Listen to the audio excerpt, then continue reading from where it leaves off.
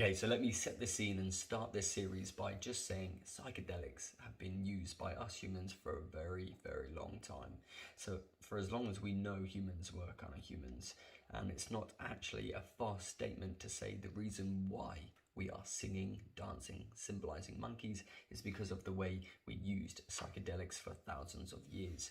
So there is one gentleman, one professor, David Lewis Williams, from the University of Witwatersrand in South Africa. He analysed cave art, and cave art from all over the world has certain traits or similarities, and these similarities are mushrooms on the wall, geometric patterns, and drawings of half animal, half human structures. So similar structures in Australia, Europe, North and South Africa.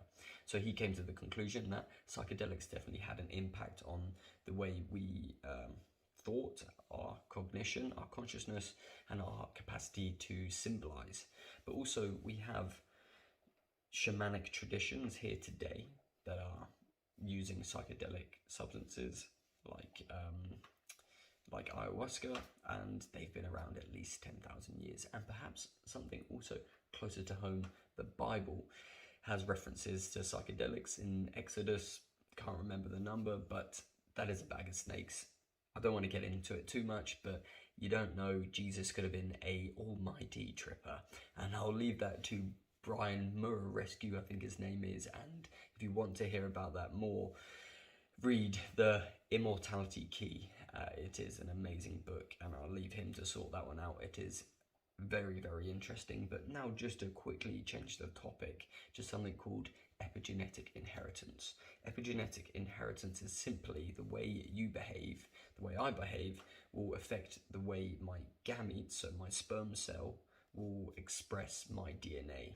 So basically my diet and how active I am and how stressed I am will affect the way my genes express themselves. So if I'm a lard ass and I eat KFC all the time, McDonald's, and I don't really do anything, my children are more likely to develop diabetes and have obesity and have cognitive impairment, all because of the way my genes will express themselves. So in exactly the same way, this has been proven as well, but in exactly the same way, hundreds of thousands of years ago, if all the humans were eating psychedelic mushrooms, it's certainly going to have an epigenetic inheritance impact on the way our genes are expressed, and therefore the way our brain is structured and how our behavior patterns and how the culture was passed down and all these sorts of things. So to bring myself back to the original outrageous statement is that the reason why we're singing, dancing, symbolizing monkeys is likely due to